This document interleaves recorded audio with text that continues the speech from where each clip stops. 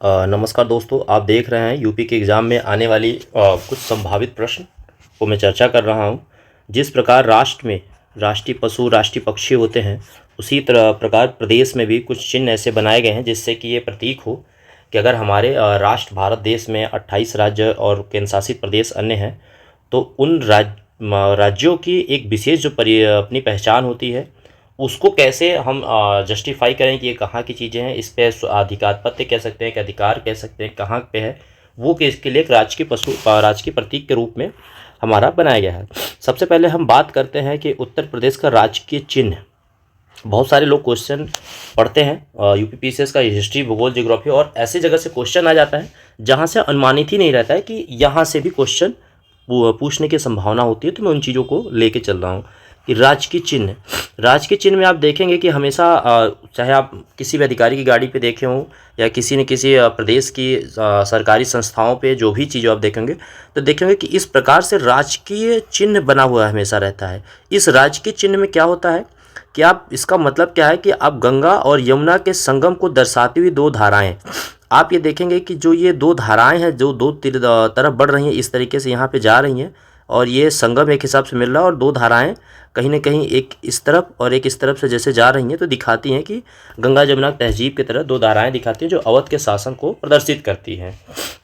कि अवध में गंगा जमुना तहजीब आप माना भी जाता है कि और इसी से देश में भी कहा जाता है कि हमारा गंगा जमुना का तहजीब है, या हिंदू मुस्लिम कई बार नाम ले लेते हैं कि विभिन्न जातियों धर्मों के लोग रहते हैं, और प्रदेश के यूपी के सबसे ज़्यादा आपको देखा भी जा सकता है विभिन्न जाति, बोली, धर्म, भाषा के रूप में।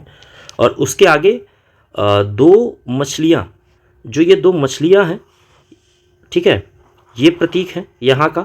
इसमें जो डाला गया है कि मछलियों को कहते हैं ना कि चाहे अर्जुन के समय से या एक विकास के रूप में हो, गंगा जलधारा के रूप में हो, व्यापार के रूप में हो, तो मछलियों को यहाँ पे एक सम्मान दिया गया है हमारे यहाँ। और भगवान राम के प्रतीक धनुष बाण, ये जो धनुष बाण है, अयोध्या कहीं न कहीं यूपी एक अयोध्या के नाम से भी जानी जाती है, और यूपी में बहुत ज़्यादा कहीं न कहीं धार्मिक चीज़ें, मान्यताएँ हैं, तो उसमें धनुष बाण जो ये लिया गया है भगवान राम के प्रतीक से माना जाता है। गंगा जमुना तहजीब, ये धाराएं हैं एक हिसाब से दिखाई जा रही हैं, और दो मछलियां हैं, ठीक है। ये इस तरीके से राजकीय चिन्ह अगर कहीं आता है तो ये माना जाएगा कि ये यूपी का राजकीय चिन्ह है। इसी तरीके से अब हम बात करते हैं, आगे चलते हैं, राजकीय वृक्ष यूपी का क्या है, उत्तर प्रदेश का। तो राजकीय वृक्ष अशोक है, अशोक का पेड़। इसका वैज्ञानिक नाम सारका अशोका है। और ये अशोक का पेड़ आप देख रहे हैं कि हर घर, हर जगह, कम पानी में, कम जगह में एक खूबसूरत, हर दरवाजे पे आप देखेंगे कि प्रदेश में हर दरवाजे पे कहीं ना कहीं लगा ही और मिल पाया जाता है। और ये, इसकी फ्लेक्सिबिलिटी इतनी होती है कि हवा तेज़ चले, तनाव रहे तो झुक जाए, वापस खड़ा हो जाता है। हमारे अशोक सम्राट, और अशोक के नाम से अशोक का पेड़ है कि वो निरंतर काफ़ी समय तक बने रहते हैं, छाया, और नुकसानदेह बहुत ज़्यादा ये नहीं है। और कहीं ना कहीं इसमें हवा, पेड़, पक्षी आप देखेंगे कि खूबसूरत रूप से टहनियाँ भी होती हैं।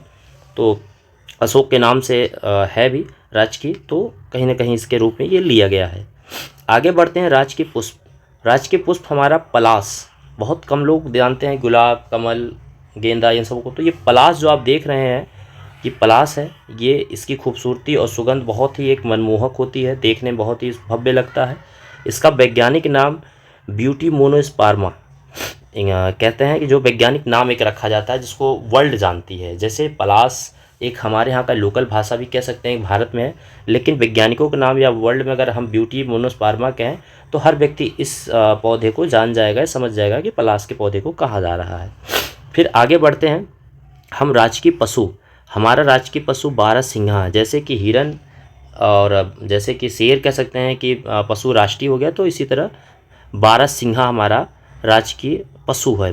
आप देख रहे हैं कि ये जो हिरन के टाइप से जो एक जानवर, इसके ऊपर जो सिंग होते हैं, तो कहीं ना कहीं लगभग माना जाता है कि 12 सिंग नुकीले धारदार तरीके से ऊपर, आप ये इसको भली भांति देख रहे होंगे 12 लेके, तो इसलिए 12 सिंघा कहा जाता है। इसका वैज्ञानिक नाम है रूस वर्स डुआसेली। क्या नाम है? रूस वर्स डुआसेली नाम है इसका वैज्ञानिक नाम। आप इसको ध्यान में रखिएगा, याद ज़रूर रखिएगा, और एग्ज़ाम पॉइंट के व्यू से बहुत ही इंपॉर्टेंट है। आप आइए राजकीय पक्षी। जैसे राष्ट्रीय पक्षी जहाँ पे मोर है, उसी तरह राजकीय पक्षी यहाँ पे सारस और क्रॉन्च, दोनों एक ही नाम है। कि सारस भी कह देते हैं हम या क्रोंच भी कह देते हैं। आप देख रहे हैं कि ये बहुत ही सिंपल और खूबसूरत वाइट कलर का एक ऐसा पक्षी है जो ग्रामीण और मछलियाँ अधिकतर ये तालाबों में मछलियाँ खाने के लिए एक जाना जाता है कि सारस भी इस चीज़ की थी। कीट पतंगे भी खाती हैं ये, ग्रामीण तालाबों में भी पाई जाती हैं कहीं ना कहीं आप देखेंगे। इनका वैज्ञानिक नाम अगर बात करें तो ग्रस एंटीगोन है। क्या है? Gross antigone. ठीक है, आगे बात करें हम राजकीय मछली। जैसे आप देख रहे हैं कि राजकीय चिन्ह में यहाँ मछली भी डाला गया था, उसी प्रकार यहाँ पे अगर हम बात करें कि राजकीय मछली का नाम क्या है तो चीतल या चीतल, मतलब आप इस तरीके से चीतल कहें या ये चीतल। नाम अधिकतर अपने अपने भाषा में लोग चीतल या चीतल, चीतल चीतल जैसे कह सकते हैं, तो उस तरह है।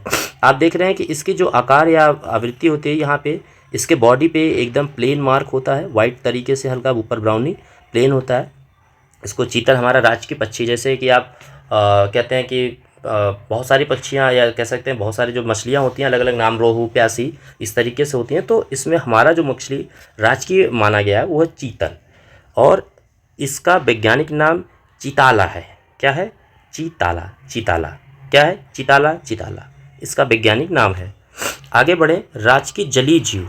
ये तो राजकीय मछली हो गई जो जल में रहती है, इसमें कोई दो डाउट नहीं, लेकिन केवल जलीय जीव के लिए हम राजकीय जलीय जीव के लिए भी हम कह रहे हैं गांगेय डॉल्फिन। ये गांगेय डॉल्फिन अधिकतर गंगा में देखा जाता है, पाया जाता है नृत्य करते हुए, और अधिकतर देखा गया है कि चाहे गंगोत्री तरफ हो चाहे आपके प्रयागराज में हो, कहीं ना कहीं इसको पाया भी गया, देखा भी गया है।